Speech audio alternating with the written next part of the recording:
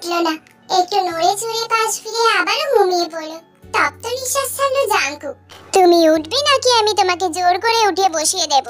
বিরক্ত হলো প্রচন্ড, চোখ নাক মুখ কুঁচকালো। ঘুমের ঘোরেই উঠে বসলো মেয়েটা।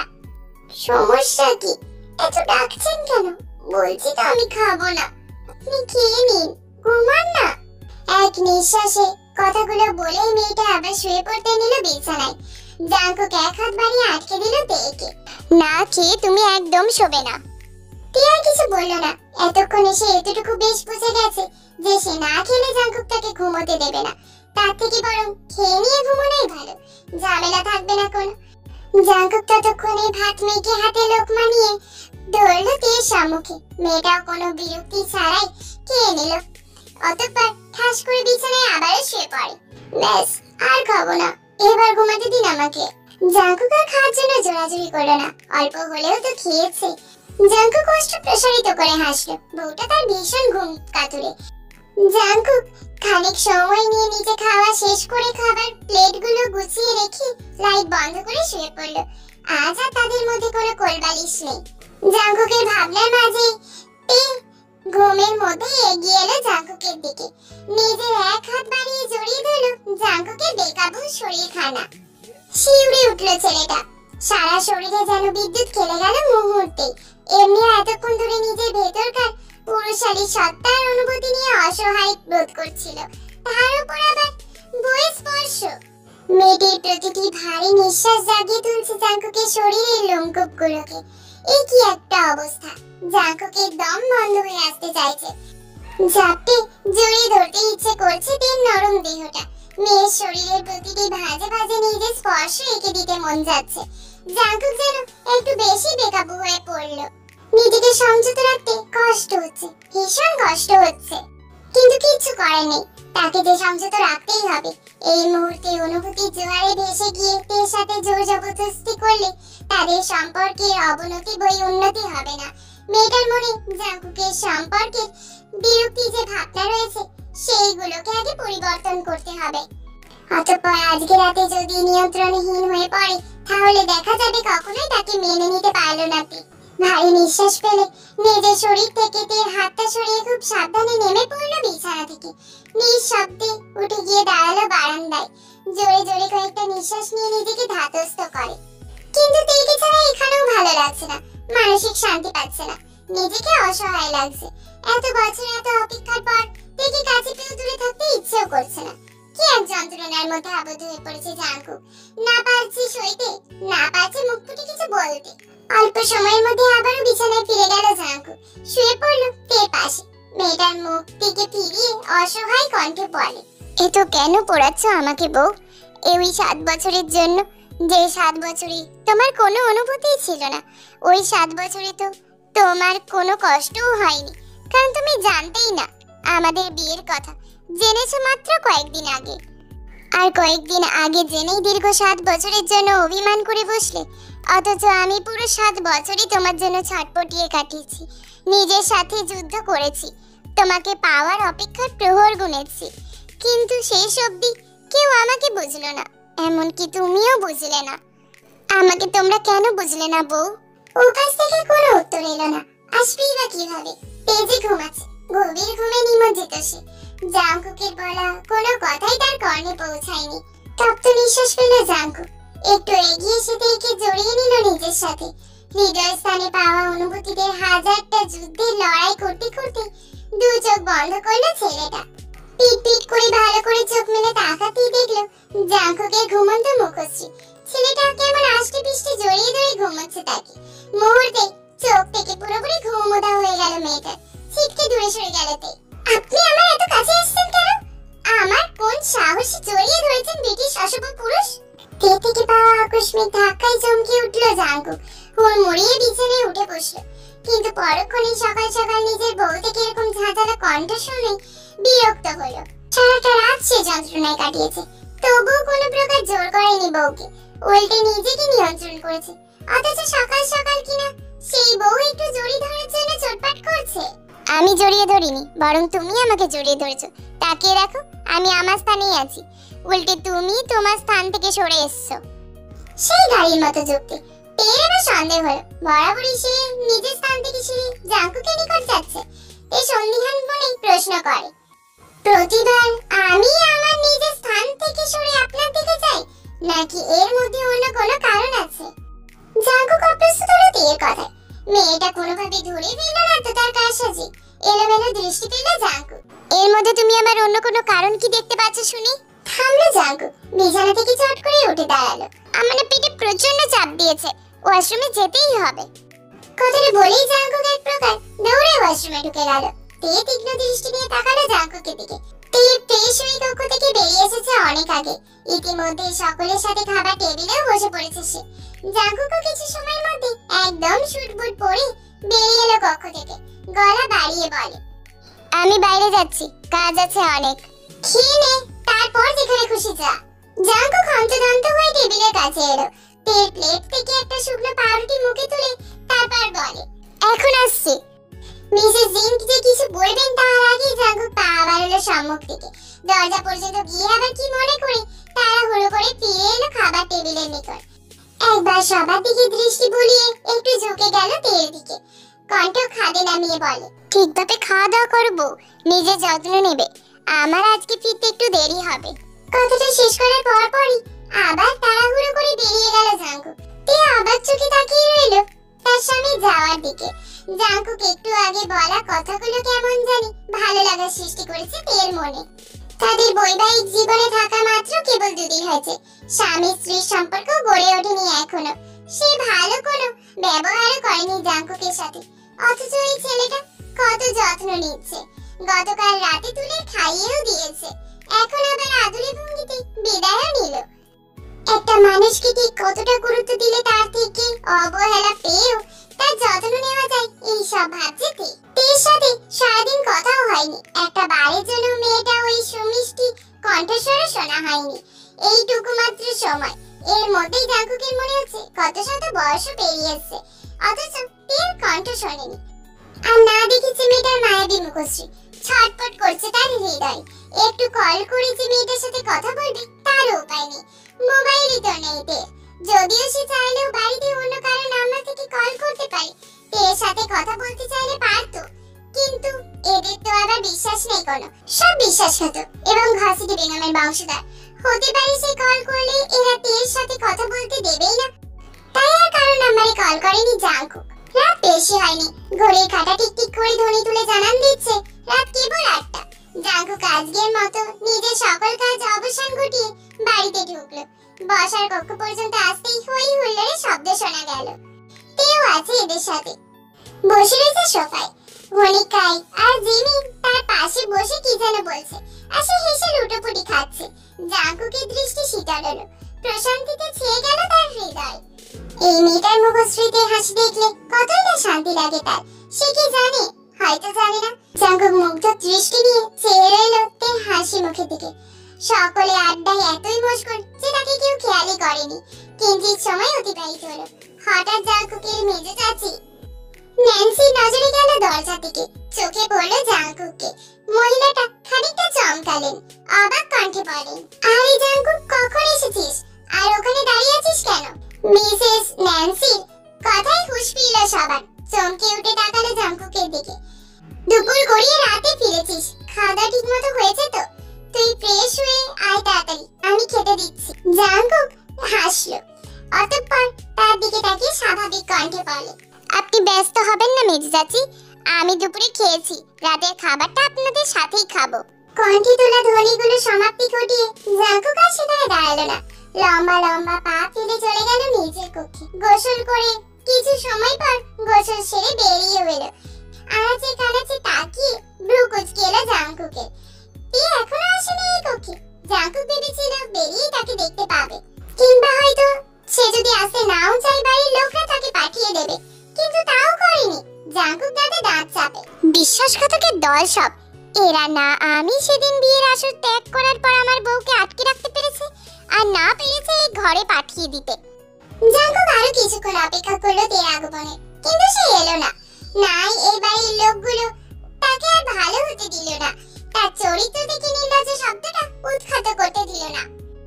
এই রুমে এসো তাড়াতাড়ি।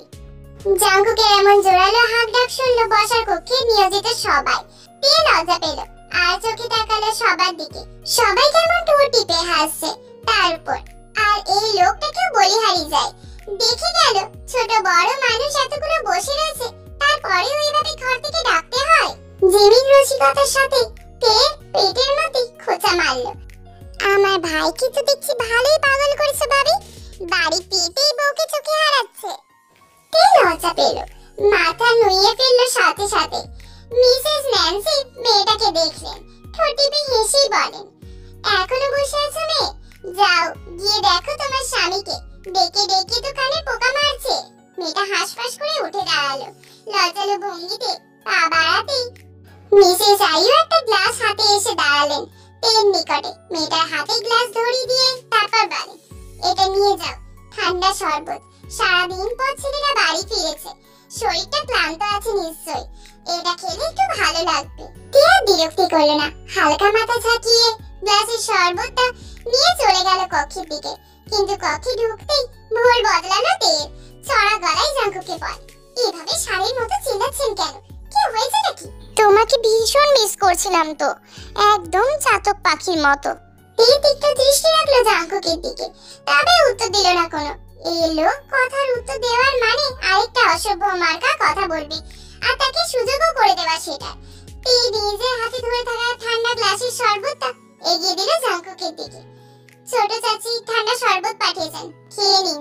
জাঙ্কুক তীর বাড়িয়ে দেওয়া হাতের গ্লাস থেকে শরবতটা নিয়ে এক চুমুকি গ্লাসটা শেষ করে পাশে টেবিলে রাখে। অতঃপর বিছানার উপর থেকে একটা মোবাইল বাক্স তুলে তীর দিকে এগিয়ে দেয়। এই নাও, এটা তোমার। অবিশ্বাস্য কণ্ঠে জিজ্ঞেস করে, সত্যি? একদম সত্যি। তীর আনন্দ দেখে কি সে মোবাইল নিয়ে উৎফুল্ল কণ্ঠে বিছানায় বসলো। বাক্স খুলে বের করলো মোবাইলটা, বেশ দামি মনে হচ্ছে। তীর উল্টে পাল্টে দেখতে শুরু করলো। জাঙ্কুক নিঃশব্দে বসলো তীর পাশে। হুট করে তেকে বলে, পরিবারের সাথে কথা বলবে? তীর হৃদয়টা ভারী হলো, ওষ্ঠে স্থান পাওয়া হাসিটা মুহূর্তেই গায়েব হয়ে গেল। ভীষণ মনে পড়ছে তার বাবা মা আর ভাইদের কথা। তারা কেমন আছে, তারা কি তাকে মনে করছে? তার ভীষণ ইচ্ছে করলো বাবা মা আর ভাইদের সাথে কথা বলতে, কিন্তু অভিমানীরা তাকে বেঁধে রেখেছে। কিভাবে পারলো তার বাবা মা এরকম একটা বড় কাজ করতে, এত বড় একটা অন্যায় করতে? আর ভাবলো না তাদের কথা। মেয়েটা অভিমানের মাঝেই বলে দেয়, না, ফোন করব না। এখনো অভিমান করে আছে পরিবারের উপর? আমার কারোর উপর কোনো অভিমান নেই। জাঙ্কুক আরেকটু গা ঘেঁষে বসলো তে, নমনীয় কণ্ঠে বলে, পরিবার যতই ভুল করুক না কেন, তারা তোমার পরিবারটি, তারা তোমাকে লালন পালন করে বড় করেছে। তারা যদি না থাকতো কখনোই তুমি এতটা সুন্দর জীবন কাটাতে পারতে না। হ্যাঁ মানছি তাদের একটা ভুল হয়েছে, কিন্তু তাই বলে তুমি পরিবারের দিক থেকে মুখ ফিরিয়ে নেবে? জন্ম থেকে এই 17টা বছর তুমি কিন্তু তাদের কাছেই ছিলেতে।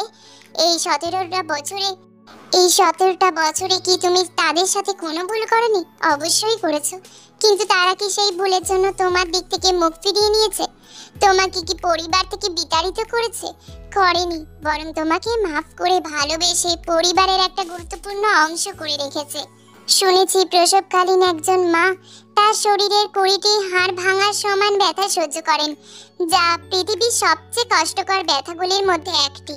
সেই ব্যথা সহ্য করে তোমার মা তোমাকে পৃথিবীর আলো দেখিয়েছে, নিজের জীবনের ঝুঁকি নিয়ে তোমাকে জন্ম দিয়েছে, জীবন দিয়েছে। অথচ আজ তোমার জীবনের একটা সিদ্ধান্ত নেওয়ার জন্য তুমি তার দিক থেকে মুখ ফিরিয়ে নিতে চাইছো। হ্যাঁ, আমি তারপরেও মানছি তাদের ভুল আছে, অন্যায় আছে। সমাজ, আইন, মানবাধিকার এই সবের মতে তারা তোমার জীবনের সিদ্ধান্ত নেওয়ার অধিকার রাখে না। তবুও হয়ে গিয়েছে একটা ভুল, তাই বলে তুমি একদম পরিবার ছেড়ে দিতে পারো না তে।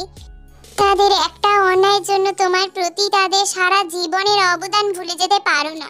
এই মনোযোগ দিয়ে শুনলো জাঙ্কুকের সমস্ত কথাগুলো, নিজের ভুলগুলো বুঝতে পারলো। সত্যি তো, অভিমানের বশে পরিবার ছেড়ে দিতে সে পারে না, অথচ তীর পরিবার ছেড়েই এখানে এসেছে। অথচ আজ তারা কোথায়? আঁখি পল্লব ভরে উঠলো তের। হুট করে হু হু করে কেঁদে উঠলো মেয়েটা। জাঙ্কুক নিজের এক হাত বাড়িয়ে নিজের বকের সাথে মিশিয়ে নিল, সান্ত্বনা দিয়েই বলে, কান্না থামিয়ে কল করো। তের কান্না থামলো। জাঙ্কুকের বুক থেকে উঠে সোজা হয়ে বসলো। মোবাইল ঘেঁটে মিস্টার সুবিনের নাম্বারটা তুললো স্ক্রিনে। অতঃপর নতুন মোবাইল থেকে প্রথম কলটা সে তার বাবাকেই করলো। একটু সময় রিং হতেই মিস্টার সুবিন ফোনটা ধরেন, ভারী কণ্ঠে বলেন, আসসালামু আলাইকুম, কে বলছেন? তীর গলা ধরে এলো। মনে হচ্ছে কত বছর পর সে তার বাবার কণ্ঠস্বর শুনছে। যে বাবাকে সে চোখে হারাতো, সেই বাবার সাথে গোটা 2 দিন কথা হয়নি তার। অনেক কষ্টে নিজের কান্নাগুলোকে দমন করলো তে অস্ফুট কণ্ঠে বলে, বাবা। চমকে উঠলেন সুবিন, আখিদয় পড়ে উঠল পুরো লোকটার। তে কল করেছে তাকে। অবশেষে মেয়ের অভিমান ভেঙেছে। সুবিন সামলে নিল নিজেকে, নমনীয় কণ্ঠে বলেন, অবশেষে তাহলে আমার মেয়েটার মনে পড়লো আমাদের কথা। কেমন আছিস মা? আলহামদুলিল্লাহ, অনেক ভালো আছি। তুমি কেমন আছো বাবা? আর মা ভাইরা তারাই বা কেমন আছে? সুবিন উত্তর দেবেন তার আগে শোনা গেল মিসেস ইয়নজুনের কণ্ঠস্বর। উনি পাশেই ছিলেন স্বামী। মেয়ের কল করেছে শুনে আরো এগিয়ে এলেন ধরতে। নিজেকে আটকে রাখতে পারেনি। এক প্রকার মিস্টার সুবিন সাহেবের কাছ থেকে ফোনটা ছিনিয়ে নিলেন। কেমন আছিস মা? কেন আমাদের এভাবে ছেড়ে চলে গেলি? এতটা অভিমান তোর? তে কানে মোবাইল নিয়ে তাকালো জাঙ্কুকের দিকে। অপরাধী কণ্ঠে বলে, সরি মা। ব্যাস শুরু হয়ে গেল মা মেয়ের কথোপকথন। এখানে আর কারো স্থান নেই। খুঁটিনাটি পানি খাওয়া থেকে ওয়াশরুমে যাওয়া অব্দি সকল বর্ণনা দিচ্ছে তারা। জাঙ্কুক হতাশ হলো। কোথায় সারাদিনের কাজ ছেড়ে 2 দণ্ড বউয়ের সাথে কথা বলবে, ঝগড়া করবে, তা না, শাশুড়ির সাথে কথা বলছে তার বউ। কেন যে সে পরিবারের কথাটা তুলতে গেল কে জানে। কাল কাজে বের হওয়ার পর বলে গেলেই পারত। সেও কাজে থাকতো, তাতেও তার পরিবারের সাথে কথা বলতো। তা না, এখন শুরু করেছে। ওই যে কথায় আছে না, চোর পালালে বুদ্ধি বাড়ে। জাঙ্কুকে এখন বুদ্ধি বেড়েছে। এই বুদ্ধিটা লাভ কি? সময় প্রবাহমান, সে চলেছে নিজ গতিতে। এর মধ্যে কেটে গেছে বেশ কয়েকটা দিন। যদিও এই কয়েকদিনে জাঙ্কুকের সম্পর্কের কোনো উন্নতি হয়নি তেমন। জাঙ্কুক কাজের জন্য বেশিরভাগ দিনই সব সময় বাড়ির বাইরেই ছিল। শুধুমাত্র রাতে এসেছে, তাও আবার তে ঘুমিয়ে যাওয়ার পর। মাঝে মাঝে তেগে ঘুমালেও, বিরক্ত হলেও খাইয়ে দিয়েছে ঘুমের মাঝে। এইটুকুই হয়েছে তাদের সাক্ষাৎ। তবে এই সবকিছুর মাঝে জাঙ্কুক একটা ভালো কাজ করেছে। তা হলো তেকে রাজশাহী কলেজ থেকে এখানকার কলেজে ট্রান্সফার করিয়েছে।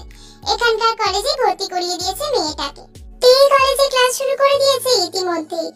এমনিও এই বিয়ে মান অভিমানে সময় চলে গিয়েছে অনেকটাই। পড়াশোনাতেও অনেক পিছিয়ে গিয়েছে।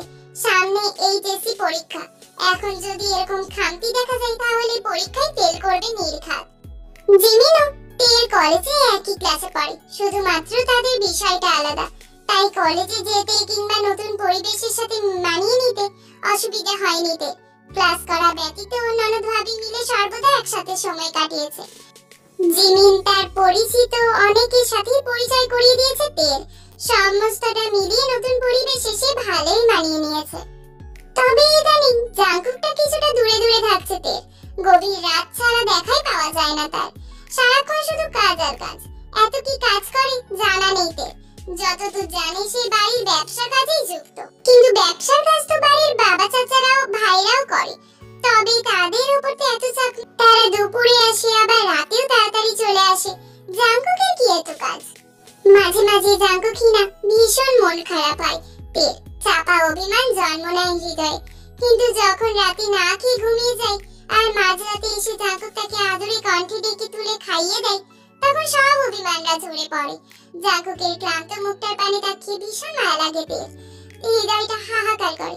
ভীষণ ভাবে জিজ্ঞেস করতে ইচ্ছে করে, আপনি কি ভীষণ ক্লান্ত? কিন্তু এই প্রশ্নটা কোনোদিনই করে উঠতে পারেনি তে। নিজের ভীষণ অস্বস্তি লাগে তার। তবে তে আজ ঘুমায়নি। অপেক্ষা করে আছে জাঙ্কুকের আসার। বিছানায় কতগুলো বই খাতা ছড়িয়ে ছিটিয়ে রেখে তার মধ্যেখানে ঘুমে ঢুলুঢুলু হয়ে বসে রয়েছে। অথচ জাঙ্কুকের আসার কোনো খবরই নেই। তে ঘাড় বাঁকিয়ে দেওয়াল ঘড়িটার দিকে তাকায়। ঘড়িটার কাঁটায় টিকটিক করে ধ্বনি তুলে জানান দিচ্ছে রাত 12টা। তে অস্থির হলো। বিছানায় ফেলে রাখা ফোনটা হাতে তুলে নিল।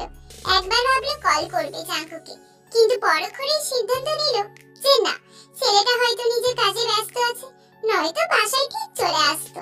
এই কয়েকদিনে এইটুকু তো সে জাঙ্কুকে চিনেছে। বিছানায় শুয়ে পড়লো।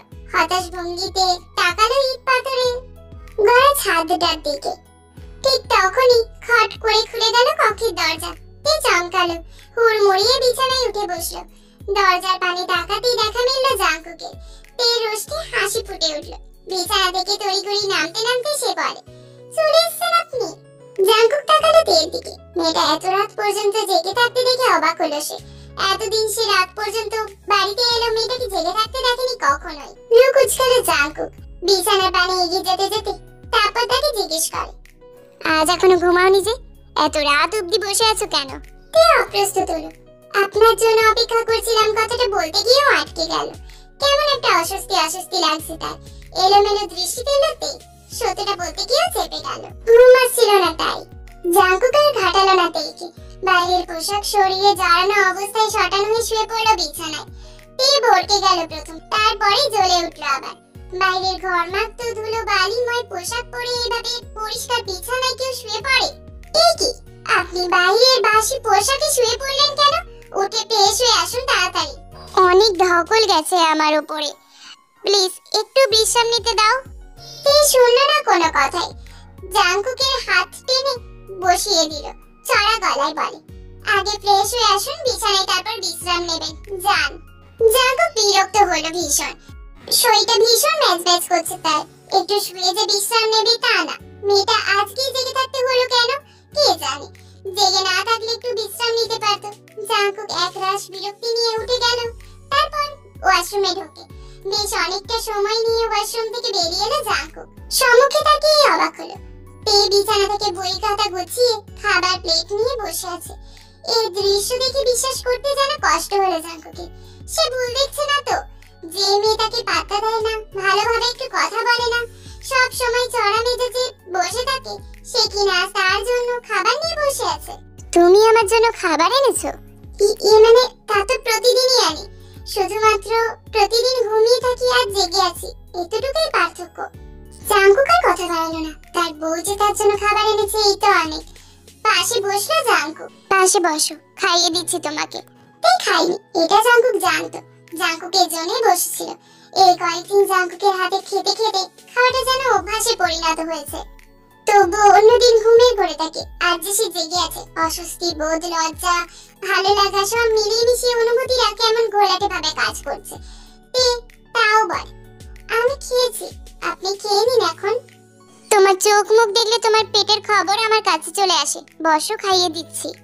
অবাক হলো। আনমনেই মুখে হাত চলে গেল মেয়েটার। তার মুখে কি লেখা আছে নাকি যে সে খায়নি, তার জন্য অপেক্ষা করছিল? কি হলো, বসো। টিয়া বিরক্তি করলো না। এই রাত পর্যন্ত বসে থাকতে থাকতে পেটে ক্ষুধায় লাল বাতি জ্বালিয়ে দিতে শুরু করে দিয়েছে।